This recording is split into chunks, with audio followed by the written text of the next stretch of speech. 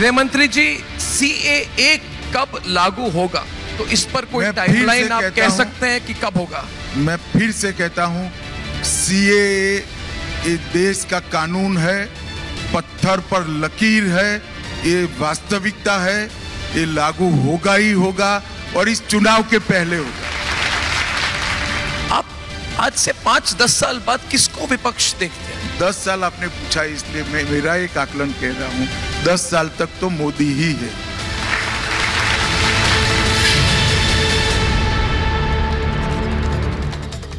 नमस्कार, आप देख रहे हैं महाभारत, आपके साथ मैं हूं सुजाता कुकरेती और आपको बता दूं कि आज महाभारत में खास हेडलाइंस यहां रिपब्लिक समिट से निकल कर आई हैं। रिपब्लिक की वो समिट जो साल की सबसे बड़ी समिट होती है, जिसमें बड़े बड़े राजनीतिक मंच के धुरंधर पहुंचते हैं और वो जो खबरें देते हैं वो देश की हेडलाइंस बन जाती हैं। आज गृह मंत्री अमित शाह रिपब्लिक समिट में पहुंचे थे और उन्होंने बता दिया कि 24 नहीं 29 में भी मोदी ही आएंगे। सबसे बड़ी हेडलाइन आपको बता रही हूं, 29 भी मोदी के नाम है। उन्होंने कहा कि 34 तक कोई वैकेंसी नहीं है, यानी अगले 10 साल, क्योंकि हम यहाँ द नेक्स्ट डेकेड, अगले दशक की बात कर रहे थे, तो उन्होंने कहा अगले 10 साल नरेंद्र मोदी ही है, कि आप उनकी जगह किसी को देखते हैं। और नरेंद्र मोदी आएंगे तो वो बड़े बड़े फैसले भी अपने साथ लाएंगे। बड़ी ब्रेकिंग न्यूज, बड़ी हेडलाइंस आपको आज यहाँ रिपब्लिक समिट से इस महाभारत में लेकर आ रही हूँ और उन पर चर्चा भी करूंगी। हमारे साथ खास मेहमान है। लेकिन आज नरेंद्र मोदी श्रीनगर पहुंचे थे और श्रीनगर वो पहुंचे हैं 370 हटने के बाद। वो फैसला जो कभी किसी ने देश में सोचा नहीं, दशकों तक के, पीढ़ियों तक के लिया जाएगा और यहां 370 हटेगा। हटने के बाद हकीकत खुद प्रधानमंत्री नरेंद्र मोदी आज उसके गवाह बने श्रीनगर पहुंचकर। अब जब नरेंद्र मोदी 10 साल होंगे, क्योंकि अमित शाह ने यही कहा, अगर आने वाले 10 साल होंगे तो वो बड़े बड़े फैसले कौन से होंगे आपको बताती हूं। बड़ा ऐलान जो आज गृह मंत्री अमित शाह ने किया, पहला ऐलान, उन्होंने कहा चुनाव से पहले देश में CAA लागू होगा। CAA को कोई रोक नहीं सकता है, कोई ताकत नहीं रोक सकती है, पत्थर पर लकीर है, CAA आकर रहेगा। दूसरी बड़ी हेडलाइन जो अमित शाह ने दी है, बीजेपी मानती है एक कानून बहुत जरूरी है, कश्मीर से कन्याकुमारी तक UCC हो और सिविल कोड हमारा प्रण है, इसे हम पूरा करेंगे। यानी दूसरा बड़ा निर्णय, जब सरकार में आएंगे बीजेपी और नरेंद्र मोदी, तो बड़ा निर्णय क्या होगा। तीसरी बड़ी खबर, ब्रेकिंग न्यूज आपको बता रही हूं, मोदी की तीसरी पारी में नक्सलवाद का खात्मा, ये गृह मंत्री अमित शाह ने कहा। अगले 1 साल में नक्सलवाद मुक्त होगा भारत और हमने आतंक के लिए फंडिंग को खत्म कर दिया है, इसलिए हमें भरोसा है नक्सलवाद खत्म हो जाएगा। और चौथी बड़ी खबर, 2029 में फिर मोदी, यानी अब 24 की बात नहीं कर रहे हैं, वो 29 की बात कर रहे हैं। 10 साल तक मोदी ही है, ये मेरा आकलन है। उन्होंने कहा जो परफॉर्म करेगा, देश चलाने का अधिकार उसे ही होगा, देश ही अधिकार देगा और बाकी लोग विपक्ष में बैठेंगे। तो ये 4 बड़ी खबरें जो बताती हैं कि अगला कार्यकाल और उसके बाद का कार्यकाल, क्योंकि यही अमित शाह कह रहे हैं, क्या लेकर आएगा। एक रिपोर्ट देख लीजिए।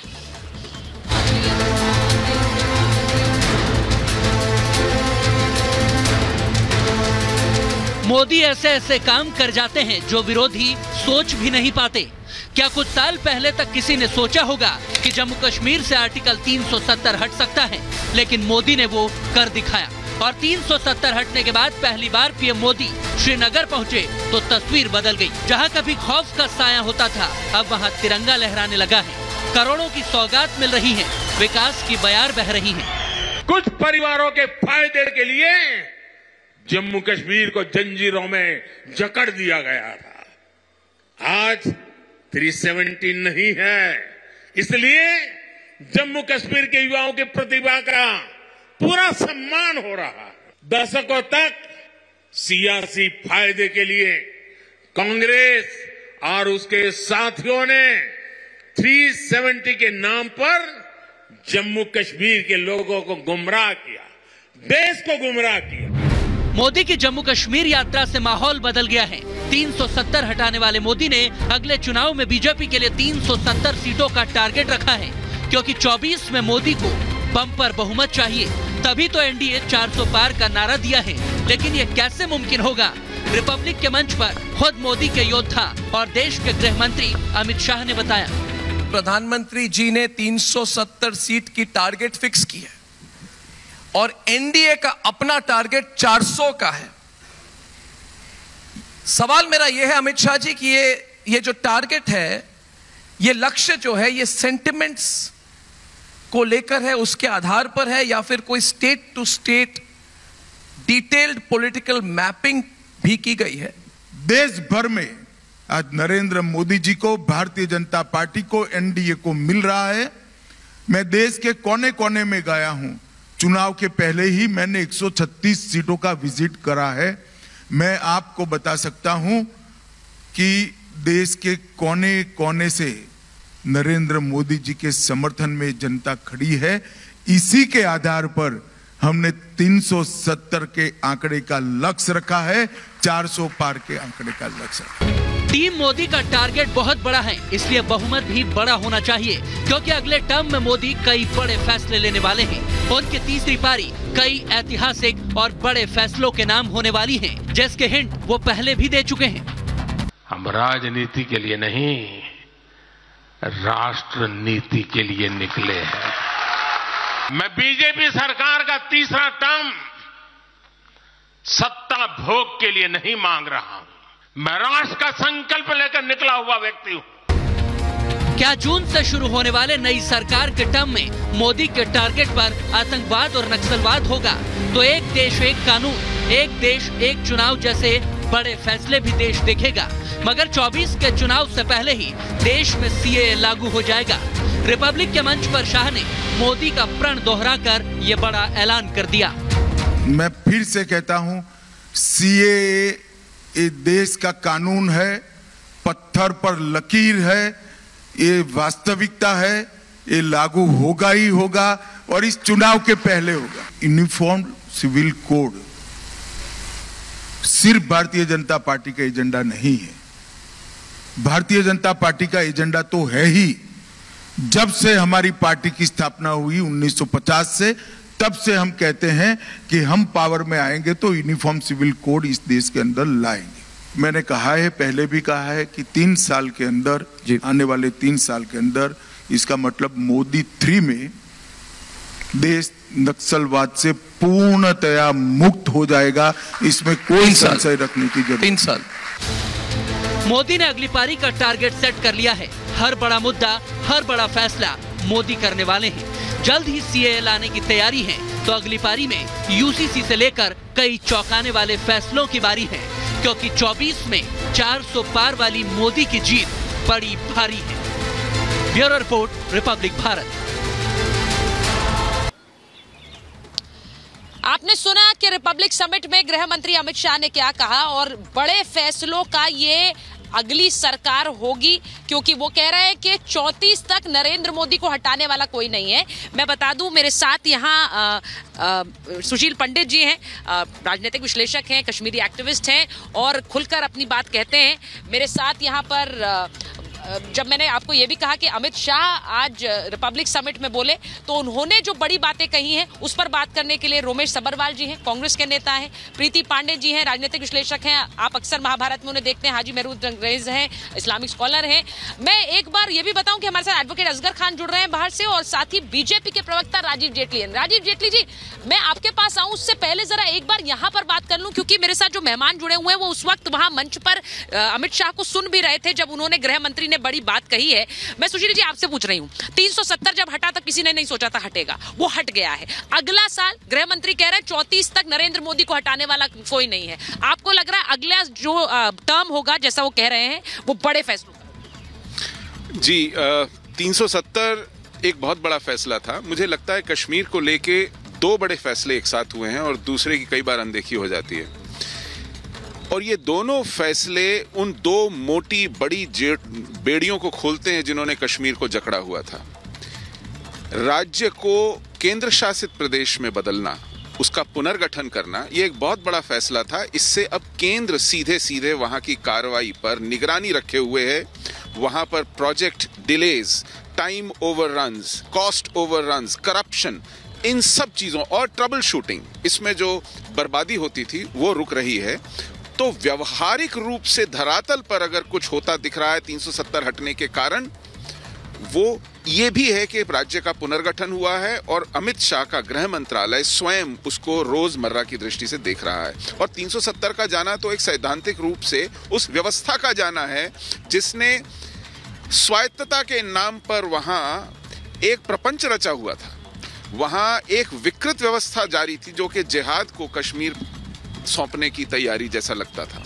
तो इन दोनों के हटने के बाद कश्मीर ने पिछले 4-4.5 साल में जो देखा है, उससे लगता है कि आने वाला भविष्य इस सरकार को और बड़े फैसले करने की, क्योंकि इससे बड़ा फैसला आप सोच नहीं सकते थे। बिल्कुल नहीं सोच सकते। और इतना बड़ा फैसला ये कई बार एक मनोवैज्ञानिक बाधा बन करके बैठ जाता है अन्य बड़े फैसलों को लेने में, लेकिन ये जो हिम्मत देता है, हौसला देता है, तो अन्य बहुत से बड़े फैसले अब बहुत त्वरित गति से होंगे और ये देश देखेगा, उनकी इंतजार करेगा। बड़े फैसले बहुत त्वरित गति से होंगे उन्होंने कहा है। और आज तो गृह मंत्री ने हिंट दे दी। उन्होंने हिंट क्या दे दी? उन्होंने सीधे सीधे कहा कि चुनाव से पहले सीएए आ रहा है। उन्होंने ये भी कहा हमारी प्रतिबद्धता है यूसीसी के प्रति, नक्सलवाद 1 साल में खत्म। हम अप्रिशिएट करते हैं वो जो कह रहे हैं, पर इसके अंदर कई इश्यूज इन्वॉल्व हैं। कश्मीर की जनता से बिना पूछे आप कश्मीर का फैसला करते हैं, ये देश का डेमोक्रेसी नहीं अलाउ करता। जम्मू कश्मीर के लोगों को, उनकी विधानसभा को बिना पूछे आपने फैसले किए, ये अच्छी बात नहीं है।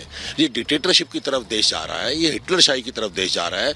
और मिस्टर अमित शाह भगवान नहीं है। आप कश्मीर को क्या भारत का हिस्सा नहीं मानते? बिल्कुल मानते हैं। नेहरू जी ने करवाया, महात्मा गांधी की हमारी देश की आजादी के समय कितना संघर्ष किया। डॉक्टर तो वो अलग क्यों रहे? उनका अलग संविधान और अलग विधान। हम कह ही नहीं रहे अलग रहे, हम तो कह रहे हम नहीं जोड़ा। नहीं तो आप तो कह रहे हैं कि कैसे कर दिया? मैं कह रहा हूँ कि बाकी पब्लिक से, बाकी विधानसभा से बिना पूछे किया है। एक प्रॉपर फेडरल सिस्टम है इस कंट्री का, उसको तरीके से करना चाहिए था, जो भी करना चाहिए। ये थोड़ा है कि आप यहाँ बैठकर, दिल्ली में बैठकर कुछ भी कर दीजिए। देश का हिस्सा है कश्मीर, उसी देश की संसद ने फैसला लिया। दैट इज राइट, मैं मना नहीं कर रहा, पर बातचीत करने में तो कोई दिक्कत नहीं है ना। क्या बातचीत भी नहीं हम करेंगे तो अच्छी बात है। मैं तो कह ही रहा हूँ कि अच्छी बात है, मैं तो ये नहीं कह रहा कि नहीं की अच्छा किया। आप तो अभी अब मुझे ये बताइए, तरीका गलत है। वो फैसला सर, वो फैसला हो गया, कोर्ट ने भी कह दिया सही था। ठीक है, मुझे लगता है राजनेताओं को उस पर सवाल ठीक है, अच्छी बात है। We appreciate that. हम स्वागत करते हैं इसका, और क्या कह सकते हैं। नहीं सुशील जी देखिए, नहीं ये थोड़ा उल्टी गंगा बह रही है। 370 देश के संविधान का हिस्सा था। देश के संविधान पर किसी भी तरह का निर्णय लेने का एकमात्र हक भारत की संसद को है। एग्जैक्टली। और वो भारत की संसद ने लिया। कोई विधानसभा देश के संविधान का फैसला नहीं करती है। और ये देश की संसद चुनी हुई है। यहाँ पर डिक्टेटरशिप कहाँ से आई? ये जनता के मत को व्यक्त करने वाली हमारी सर्वोच्च सार्वभौम संस्था है। और इसलिए इसका लिया हुआ फैसला किसी भी दृष्टि से, किसी भी एंगल से कहा नहीं जा सकता कि ये तानाशाही है, किसी ने अपनी मर्जी से कुछ कर दिया। इसलिए कह रही हूँ क्योंकि आज प्रधानमंत्री नरेंद्र मोदी थे वहां, वो श्रीनगर में थे और 370 हटने के बाद पहुंचे हैं।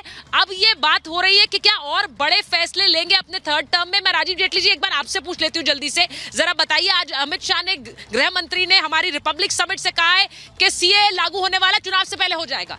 बहुत बड़ी खबर उन्होंने दी है। हाँ सुचित्रा, अगर आप इस बात की तरफ ध्यान दें कि हमने जो भी वायदा किया उस वायदे को हम निभाते चलते हैं। अरे कई मखौल बनाया गया, हमारा मजाक उड़ाया गया भगवान राम मंदिर के ऊपर भी, लेकिन हमने वो वायदा भी करके निभाया। 370 एक ऐसा विषय था जिसके ऊपर हो ही नहीं सकता। पूरा देश छोड़िए, सभी राजनीतिक पार्टियां दिखा करके राजनीति करना अपने आप एक बड़ी चुनौती होगा भारतीय जनता पार्टी। लेकिन 370 को भी हमने हटा करके दिखाया। अरे इसको भी छोड़िए, आप ये देखिए, अगर कोई व्यक्ति, कोई राजनीतिक पार्टी इस बात को कहता है कि भारतीय जनता पार्टी के उठाए हुए कश्मीरियों के लिए बेहतर नहीं है, तो आप इसका अंदाजा लगाइए कैसे कश्मीर की कल्पना को करते हैं।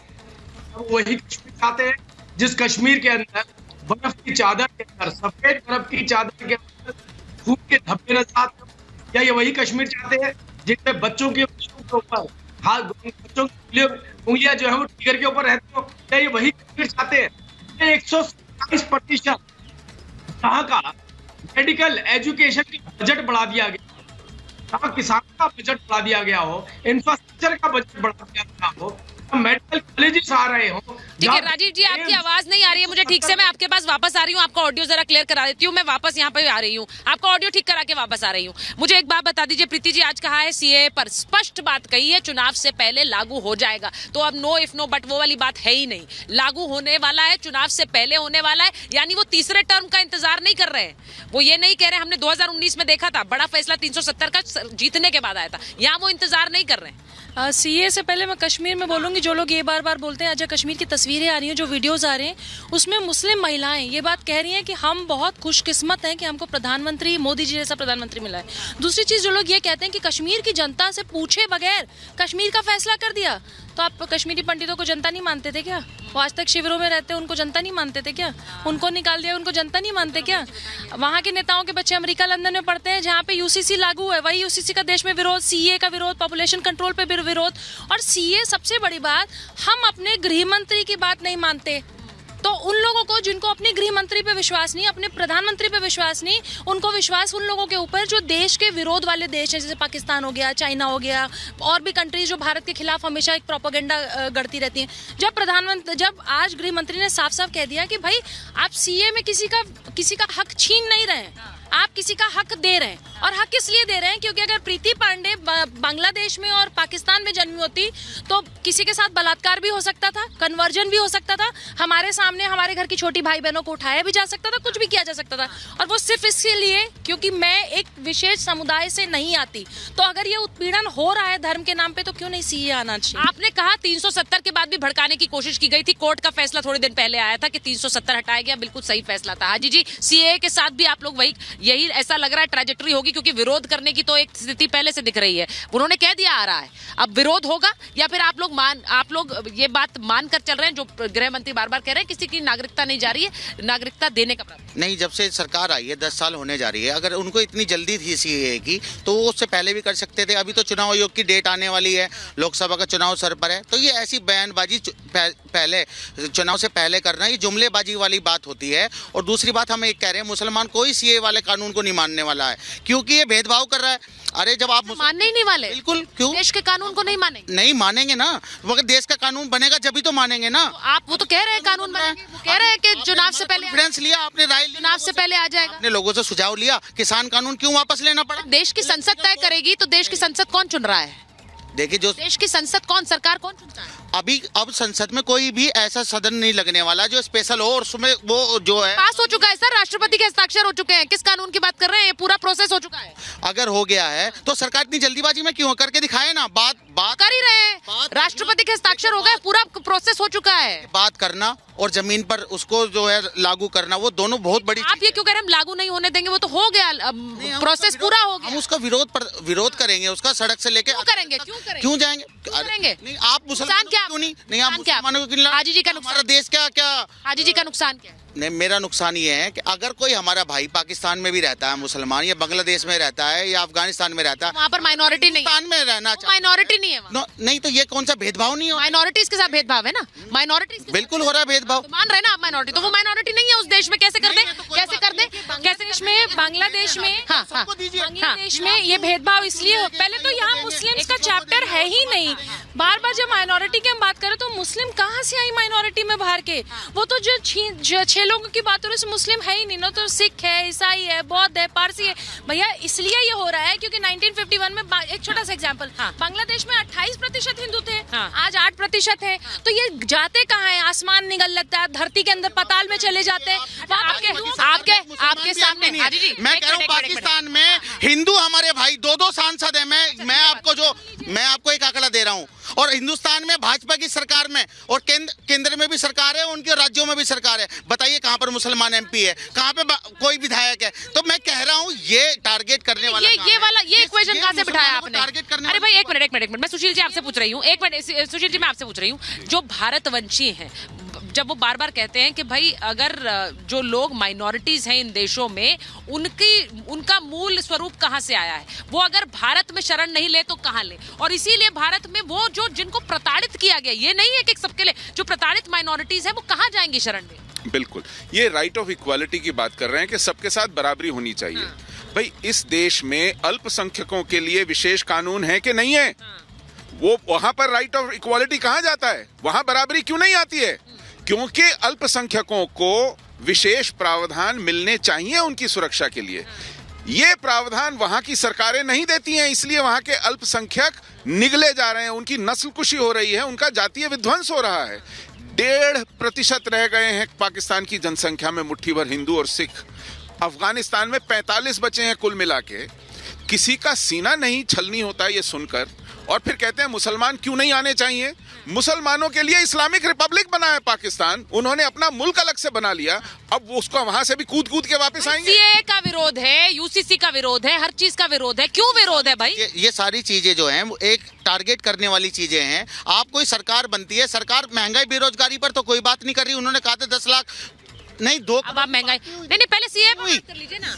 Don't jump the gun. बार-बार ये कश्मीर की भी बात कर रहे थे। मैं कह रहा गए थे ना मोदी जी कश्मीर पर, इसलिए बात हो रही है। आज की बड़ी खबर है, बड़ी तस्वीरें आई हैं। कितने जो हमारे कश्मीरी पंडित हमारे भाई थे, आज उनकी वहां पर टारगेट किलिंग हो रही है। वो श्रीनगर छोड़ के वहां पर अपने जगह रह रहे हैं, उनकी तो कोई परवाह नहीं कर रहे हैं। आप लोग नंबर गणित जानते हैं। जो हमारे सैनिक है वो रोजाना मारे जा रहे हैं। धारा 370 हटने के बाद और अब कोई फर्क नहीं है, रोजाना मर रहे हैं, कोई फर्क नहीं है। बिल्कुल आप जिस तरह की भाषा का इस्तेमाल कर रहे हैं, मुझे लगता है मुझे दुखद लगता है। नहीं क्यों नहीं होगी, क्यों नहीं होगी, बिल्कुल होगी। मारे जा रहे हैं उनके, हमारे लोगों को टारगेट किया जा रहा है, कश्मीरी पंडितों को। उन पर क्यों नहीं सरकार उनको वहाँ घर बसा? बड़ा अच्छा है हाजी जी। एक मिनट आज आप ये बात कर रहे हैं कि कश्मीरी पंडितों को टारगेट किया गया। जब इतने सालों तक वो टारगेट हो रहे थे तब चुप बैठे हुए थे, तब कुछ नहीं बोल रहे थे, सुशील जी यहाँ बैठे हुए हैं। इन्होंने बहुत लंबी लड़ाई लड़ी है, क्योंकि तब आप लोग नहीं आए, तब आप लोग समर्थन करने नहीं आए। बताइए ना। देखिए ये बड़ी गजब की बात है। नहीं ये बहुत अच्छी बात कह रहे हैं, बहुत सही बात कह रहे हैं कि वहाँ आज भी चलिए टारगेटेड किलिंग्स हो रही हैं, एनकाउंटर्स में हमारे जवान अपना बलिदान दे रहे हैं। कौन मार रहा है उन पर गोली? वो बंदूकें कहां से आ रही हैं? ये आतंकवाद जिहाद नहीं है तो क्या है? और इस जिहाद की आप मजम्मत क्यों नहीं करते? आप मरने वाले के साथ सहानुभूति जता रहे हैं, मारने वाले का नाम लेकर के राजी नहीं है। आप जो ये दहशतगर्दी कर रहा है उसकी मजम्मत करने के लिए, उसकी निंदा करने के लिए राजी नहीं है। मरने वाले पर आप गढ़ियाली आंसू बहा रहे हैं। ये दोगलापन अब समझ गई है जनता, दुनिया देख रही है कि आप अपने अंक बनाने के लिए, ब्राउनीज के लिए आप कह रहे हैं ये भी मर रहा है, वो भी मर रहा है, वो भी भुगत रहा है, ये भी भुगत रहा है, इसको नौकरी नहीं, उसको अनाज नहीं है। इस तरह की धमकियां जो हैं, जो जैसा हाजी जी अभी बोल रहे थे। राजीव जी अगर आप मुझे सुन पा रहे हो, मैं एक बार आपके पास वापस आ रही हूँ क्योंकि आपका ऑडियो दुरुस्त हो गया, मैं उम्मीद कर रही हूँ। हाजी जी यहाँ पे कह रहे हैं हम आने नहीं देंगे सीए, हम प्रोटेस्ट करेंगे, सड़क से लेकर संसद तक हंगामा करेंगे। नहीं, मुझे एक बात समझ में नहीं आ रही है, इनका जो ना आने का उद्देश्य है वो सोचिए क्या हो सकता है। ये उन देशों से प्रताड़ित किए हुए लोग हैं जिन देशों ने भारत को तोड़ करके अपना इस्लाम के आधार पर देश बनाया था। अगर वहां का प्रताड़ित किया हुआ व्यक्ति, अगर हम उसको शरण देते हैं तो उसमें इनको आपत्ति क्या हो सकती है? तो आप ये सोचिए कि अगर ये कहते हैं वो हमारे भाई हैं, वो हमारे भाई हैं, हम उनको यहाँ लाना चाहते हैं, तो वो कौन है जिनको हम लाना चाहते हैं? मतलब वो आपके दुश्मन हुए, आपने उनको मान लिया कि वो हमारे दुश्मन है। जिस आधार पे आपने पहले 47 से बंटवारे के वक्त में उनको वहां से निकाला, क्या आप उनके साथ मिल गए? आपको अपने देश में रहने वाले या हमारे देश के अंदर जो बहुसंख्यक और वहां पे अल्पसंख्यक है उनके दर्द का अंदाजा नहीं है? आज भी आप उसी एजेंडे पे चल रहे हैं जिस एजेंडे पे जीना चल रहे थे, आज भी आप वही बात कह रहे हैं। अगर आपने उनको वहां सुरक्षा नहीं दी तो अगर भारत सुरक्षा दे रहा है तो उसके बीच में बाधा बनने वाला कौन होगा? क्या हमारे देश में बैठा मुसलमान? क्या हमारे देश में बैठा मुसलमान ये निर्धारित करेगा कि उनको वहीं पर उसी तरीके से जीने दो, उनकी आजादी छीन लो, असगर खान जी से उनकी महिलाओं के साथ बलात्कार हो? पूछ लीजिए असगर खान जी, जल्दी से जवाब दीजिए। मैं आपसे पूछ रही हूँ यूसीसी पर भी, मैं आपसे पूछ रही हूँ सीएए पर भी। मैं उम्मीद कर रही हूँ आप पढ़े लिखे वकील हैं, आप ये नहीं कहेंगे जो हाजी जी ने कहा है कि भाई वो हम सड़क पर उतरेंगे। 370 के समय में बहुत धमकियां सुनी थी असगर जी। नहीं, मैं उस तरफ नहीं जाना चाहता। अगर उतरना है तो पार्लियामेंट की बात करें, उसकी बात करें, असेंबली की बात करें या आपस की बात करें। हम शोर शराबे और इसके खिलाफ हैं कि कहीं भी उधम किया जाए। लेकिन हाँ, एक बात है कि अभी आप प्रधानमंत्री और अपने होम मिनिस्टर की बात कर रहे, गृह मंत्री जी की बात कर रही थी। देखिए, वो भी इंसान हैं। अगर मान ली उनसे कहीं कोई गलती हो रही है या कोई बात से हम उनकी सहमत नहीं है तो ऐसा नहीं है कि हम उसको कहें नहीं, हमें कहना चाहिए। और यही तो हमारी डेमोक्रेसी है। और जो वो कह रहे हैं कि ये पत्थर की लकीर है, क्या वो जगह, देखिए ये डेमोक्रेसी नहीं है, ये डिक्टेटरशिप है। अगर मैं ये कहूँ ये पत्थर की लकीर है साहब, ऐसा तो हो नहीं है, तो ये डिक्टेटरशिप है। ये नहीं, असगर खान जी, मेरा सवाल इसलिए है, एक मिनट, अरे साहब सुन लीजिए, ना दूसरी बात मैं एक बार जेटली जी एक बार असगर खान जी से बात कर रही हूँ। असगर खान जी, आप डिक्टेटरशिप जब बार बार कहते हैं, हाजी जी भी कह रहे थे, मुझे ऐसा लगता है अगर कोई सरकार चुनकर आ रही है, जनता के वोट से आ रही है, तो वो डिक्टेटरशिप कैसे है सर? लोगों का समर्थन मिला इस सरकार को बड़े फैसले लेने की, और इसीलिए जब 370 और 400 की वो बात करते हैं, अमित शाह जी ने कहा एब्सोल्यूट मेजॉरिटी की बात कर रहे हैं। नहीं, हाँ भाई, अगर आप ये कहते हैं कि ये पत्थर की लकीर है, ना किसी से पूछेंगे ना कुछ करेंगे, कहाँ पे डिक्टेटरशिप ही तो हुई है। एक चीज और मैं आपको बता दूं, एक बात और सुन लीजिए, रेस और मजहब की लकीर नहीं है असगर जी, यू आर अ लॉयर, आप ये बात अच्छी तरह जानते हैं कि डेमोक्रेसी फंक्शन कैसे करती है। अच्छा, मेरी आप इसे बार-बार पत्थर की लकीर और ऑटोक्रेसी क्यों कह रहे हैं? और ये डिक्टेटर, ये अभी कहा आपने, कहा भाई कैसे है, सुनिए ना, मैं आपसे पूछ रही हूँ कैसे है, चलाइए आप उसको सुनिए ना। उन्होंने कहा कि ये पत्थर, अरे भाई अभी कहा गृह मंत्री जी ने कि ये पत्थर की लकीर है, अगर नहीं कहा तो आप दोबारा चला के देख लीजिए। उन्होंने कहा ये पत्थर की लकीर है, पत्थर के लकीर का मतलब नहीं, क्यों कहा है? सुन लीजिए, इसलिए कहा है क्योंकि सीए कानून देश की संसद में पास हुआ है, वहां से पास होने के बाद राष्ट्रपति के हस्ताक्षर हुए हैं, और ये डेमोक्रेटिक प्रोसेस फॉलो करके हुआ है, तो इसे तानाशाही और ऑटोक्रेसी कहना बिल्कुल गलत है। वो इसलिए कह रहे हैं पत्थर पर लकीर है क्योंकि ये कानून पास हो गया है, तो मिस इंटरप्रेट मत करिए, दो बातें अलग अलग है। और आप लॉयर हैं, आप जानते हैं खबरों को कैसे पलटना है, लेकिन मैं पलटने नहीं दूं। एक मिनट, मुझे नहीं मालूम। मैं एक बार बड़ी खबर बता रही हूँ असगर जी, आ रही हूँ आपके पास। बड़ी खबर, प्रधानमंत्री नरेंद्र मोदी का पोस्ट आया है, उन्होंने कहा आज शाम 8:30 बजे मैं रिपब्लिक समिट में जा रहा हूँ, रिपब्लिक पर बोलने जा रहा हूँ, और भारत द नेक्स्ट डेकेड पर अपनी बात रखने जा रहा हूँ।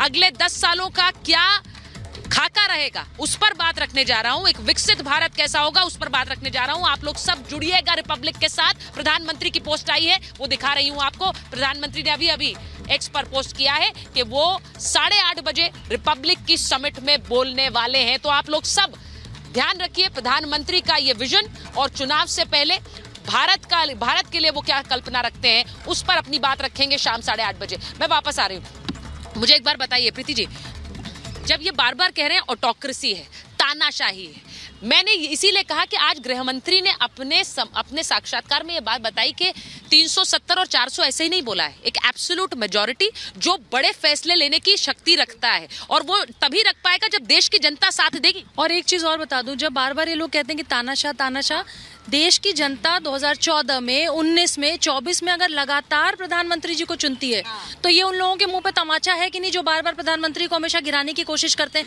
अरे भैया, संसद में अटल जी के एरा के टाइम पे खुद पूर्व प्रधानमंत्री मनमोहन सिंह जी ने बात कही थी कि सिखों की हालत जो हमारे नेबरिंग कंट्रीज उसमें बहुत बुरी है। आप जब भी सीए का कानून लाए उसमें सिखों को जरूर शामिल करें। तो मुझे तो समझ नहीं आता कि कांग्रेस कैसे इसका विरोध कर लेती है। मोदी जी ने तो इसका बस फीता काटा है। एक्चुअली इसकी जो संसद में कहा था वो मनमोहन सिंह ने कहा था, तो हम मनमोहन सिंह जी को इंटेलिजेंट नहीं मानते। और एक चीज और, अरे क्या आप लोग वीडियो ही नहीं देखते? अब ये कहेंगे इन्होंने बोला ही नहीं, जाके घर जाके देखिएगा। दूसरी चीज, अगर कोई हिंदू लड़की, सिख लड़की, अगर बांग्लादेश से, पाकिस्तान से सिर्फ इसलिए उठा ली जाती है और 50 साल, 60 साल, 70 साल के मौलवी से उसकी इसलिए शादी कर दी जाती है, मतलब कनपटी पे बंदूक रखे, क्योंकि वो उनके धर्म से नहीं आती, क्या करें? उन बेटियों को मरने दे, उन बेटियों को मरना बचाएं। मतलब सीए आज की कोई चीज नहीं है, तो पहले की चीज है जो पहले। विरोध आप विरोध के नाम पर कर रहे हैं, वो कह रहे हैं कांग्रेस ने नहीं रखी थी, मनमोहन सिंह ने रखी थी। हम नहीं विरोध कर रहे, मेरा ये कहना है कि आपके प्लेटफॉर्म पे होम मिनिस्टर ने मिसगाइड किया है इसके अंदर। कैसे किया? मैं बता रहा हूँ। उन्होंने कहा करोड़ों लोग, करोड़ों तो है ही नहीं, हजारों होंगे। झूठ क्यों बोलते हो? कैसे हजारों लोग वोट देंगे तो सरकार? ना वोट की बात नहीं कर रहे, वो कह रहे करोड़ों लोग सीए के जो बेनिफिशियरी होंगे। करोड़ों लोग कहाँ से आ गए? उन्होंने करोड़ों नहीं बोला, आप देखिए, करोड़ों नहीं कहा, बोला है मैंने करोड़ों नहीं कहा, मैंने खुद सुना है। हजारों लोग हैं, सिर्फ 1000 लोग, कुछ 1 लाख से भी नीचे लोग। तो आप खुश रहिए ना, हम तो बराबर नहीं कर रहे, अच्छी बात है। पर अभी क्यों हो रहा है? पहले करते, जब आए पहले कर चुके हैं सर, पूरा प्रोसेस तो खत्म हो गया। अच्छी बात है, नोटिफाई कर दें, वी अप्रिशिएट दैट, हम स्वागत करते हैं। तो प्रीति जी कह रही है कि कांग्रेस नहीं किया, तो हम तो स्वागत कर रहे हैं। मैं तो खुद विक्टिम हूँ। नहीं आप, लेकिन फिर सीए के विरोध में बात उतरने की बात, हम तो खुद विक्टिम है। काली पट्टी पहनकर संसद में विरोध करने वाली कांग्रेस पार्टी थी। नहीं, हम तो खुद विक्टिम रहे हैं। देश जब आजाद हुआ, हम भी तो माइग्रेंट्स हैं पंजाब से। मोदी जी तो नहीं थे, अमित शाह तो नहीं थे, हमारे दादा भी, हमारी दादी भी, हमारे पिताजी भी, हमारी माताजी भी उठ कर आए हैं। काला पट्टा पहन के संसद में विरोध क्यों? जो विरोध उस समय किया होगा कुछ बदल गई है। नहीं, सोच नहीं बदली है, मेरा ये कहना है। कांग्रेस की सोच बदल दी? नहीं, एक मिनट। मोदी जी ने कांग्रेस की सोच नहीं बदली, मोदी जी खुद कांग्रेस मोदी बन रहे हैं। अरे जेटली जी जवाब दीजिए भाई। नेताओं को ले जा रहे हैं हमारे। अच्छा ठीक है, जेटली जी जवाब दीजिए। जेटली जी को आवाज आ रही मेरी, जेटली जी जवाब दे दीजिए जरा, सुना आपने? छोड़ ही नहीं रहे हमारा कांग्रेस का ना, उनको दूसरे तरीके भी तो देख सकते हैं, वो कांग्रेस छोड़ रहे हैं, नेता कांग्रेस छोड़ रहे हैं। ईडी सीबीआई बीजेपी ऐसे क्यों देख रहे हैं? नेता कांग्रेस छोड़ रहे हैं, टाटा बाय बाय कर रहे हैं। मैं कह रहा हूँ टाटा बाय बाय क्यों करेंगे, वो तो ईडी सीबीआई करवा रही है। भाई राजीव जी, जो 400 सीट का लोगों को खींच कर आप ले जा रहे हैं, 400 सीट का ढिंढोरा पीट रहे हैं। ईवीएम मैंने हाईजैक है इनकी, ईवीएम हैक है इनकी। ये भगवान है, ये भगवान है। 400 आ जाएंगी, इनकी गिनती ईवीएम के अंदर ऑलरेडी। ठीक है, बोलिए। छोटी सी बात का ध्यान दीजिए मेरी तरफ। क्या है कि एक ही ऐसी राजनीतिक पार्टी है जो तीसरे टर्म में कह रही है हम हर बार ज्यादा सीटें लेंगे। मैंने 2014 में जो हमने ली, 2019 में हमने उससे ज्यादा क्लेम किया और ज्यादा लेकर के दिखाई।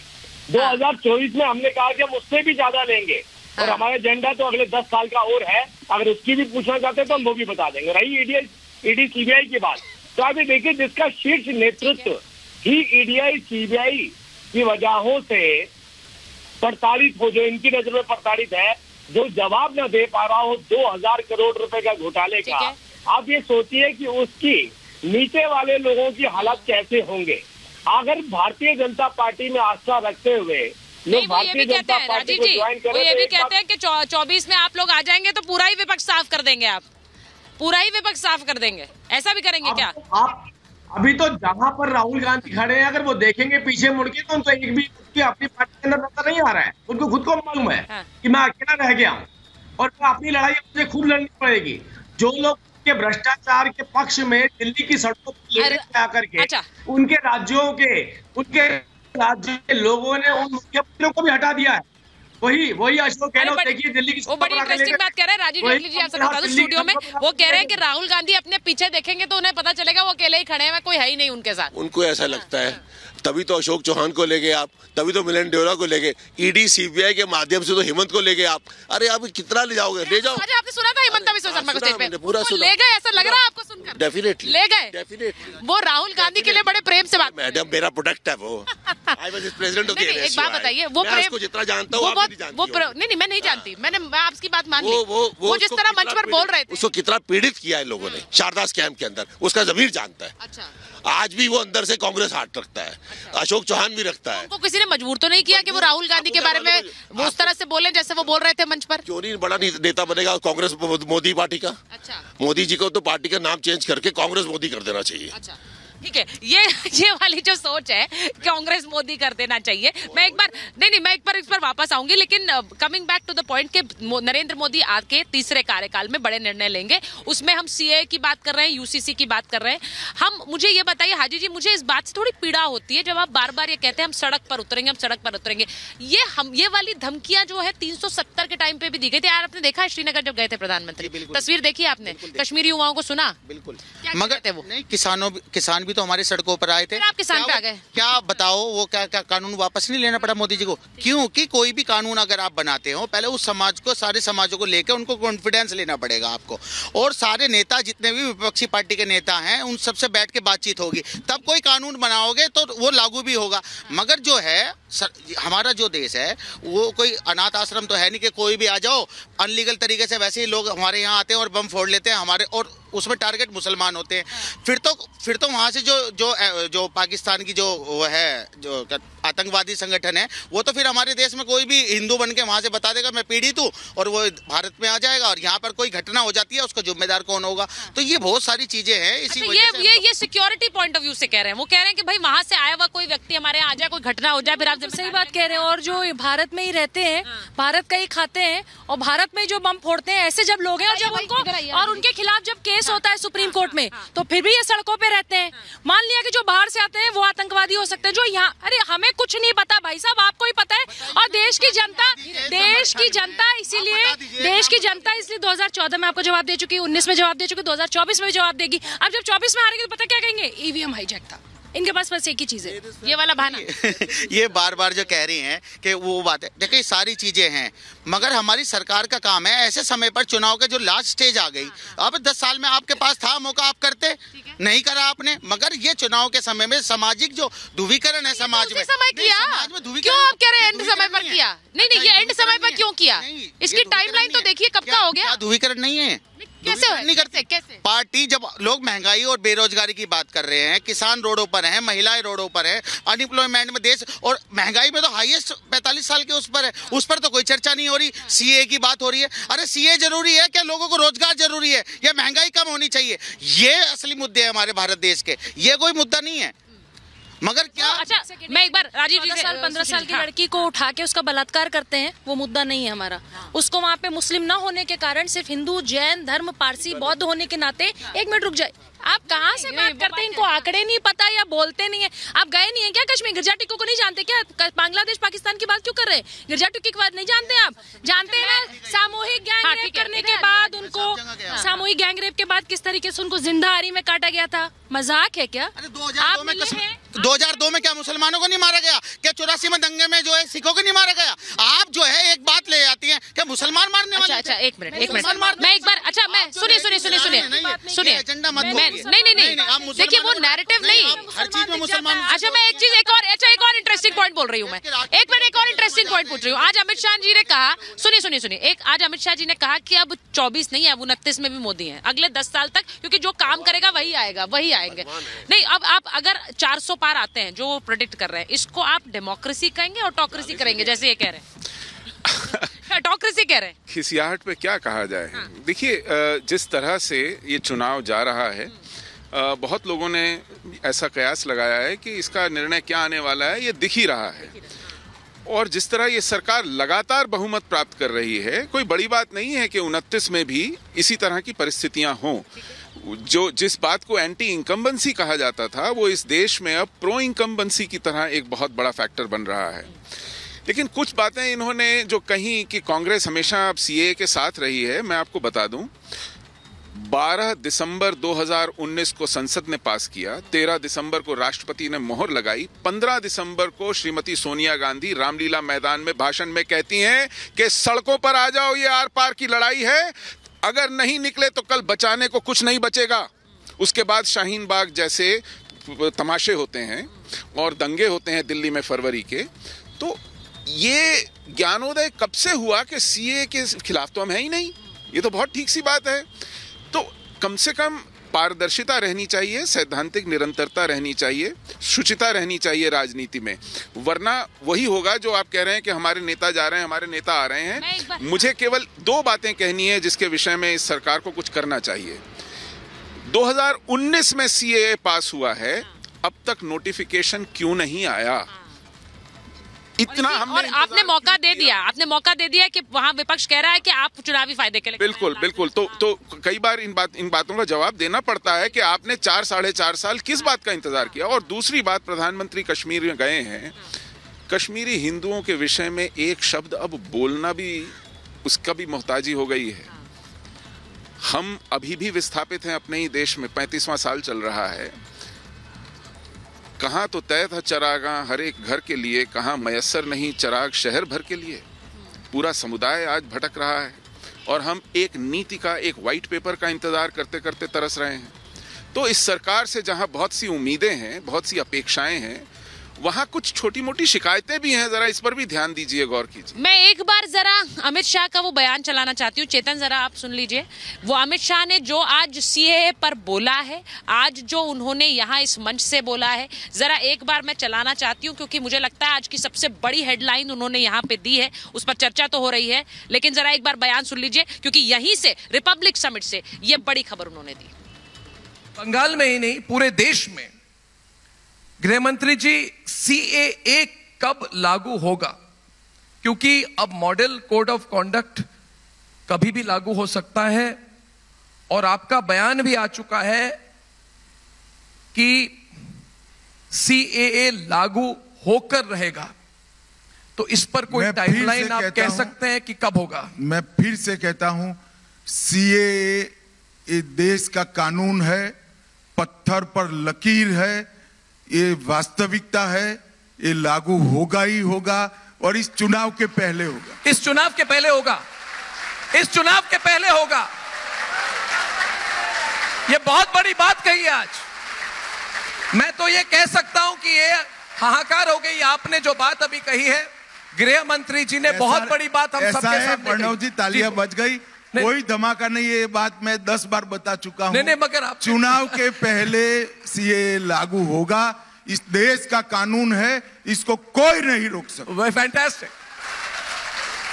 तो नोटिफिकेशन बस आने वाली है, फिर आपको लगता है नोटिफिकेशन तो बस आने वाली है? देखिए, हमें तो ब्रेकिंग न्यूज चाहिए ना। आपने इतनी बड़ी ब्रेकिंग न्यूज दी है।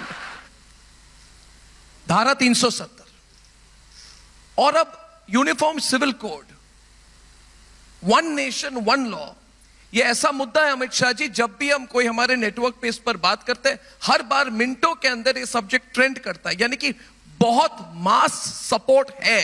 आप इधर ही हमारे ऑडियंस को पूछ ले, यूनिफॉर्म सिविल कोड के लिए टाइडल वेव ऑफ सपोर्ट है। तो एक हर बार जब, और आपको नहीं, आप ही इस पर हमें क्लैरिटी देते। राज्यों में हो रहा है, अभी उत्तराखंड की बात हुई कि एक एक करके राज्यों में होगा, मगर कई लोग चाहते हैं कि जैसे ट्रिपल तलाक वो नेशनल लेवल पे चेंज की गई, तो यूनिफॉर्म सिविल कोड हमारे देश में कब आएगी? इस पर प्लान क्या है? इलेक्शन अनाउंस होने वाले हैं, उसके पहले आप अगर थोड़ी क्लैरिटी दे दे तो। दुर्भाग्यपूर्ण बात है कि यूनिफॉर्म सिविल कोड को जी धर्म के साथ जोड़कर दिखा गया है। मैं आज देश की जनता को बताना चाहता हूं कि यूनिफॉर्म सिविल कोड सिर्फ भारतीय जनता पार्टी का एजेंडा नहीं है। भारतीय जनता पार्टी का एजेंडा तो है ही। जब से हमारी पार्टी की स्थापना हुई 1950 से, तब से हम कहते हैं कि हम पावर में आएंगे तो यूनिफॉर्म सिविल कोड इस देश के अंदर लाएंगे। परंतु संविधान सभा ने भी आर्टिकल 44 में आर्टिकल 44 में डायरेक्टिव प्रिंसिपल्स फॉर स्टेट में ये कहा है कि इस देश के विधानमंडल और संसद उचित समय पर यूनिफॉर्म सिविल कोड को लागू करेंगे। जी, अगर आप पंथ निरपेक्ष देश की कल्पना चाहते हैं, पंथ निरपेक्ष राज्य की कल्पना चाहते हैं, तो धर्म के आधार पर कानून कैसे हो सकता है?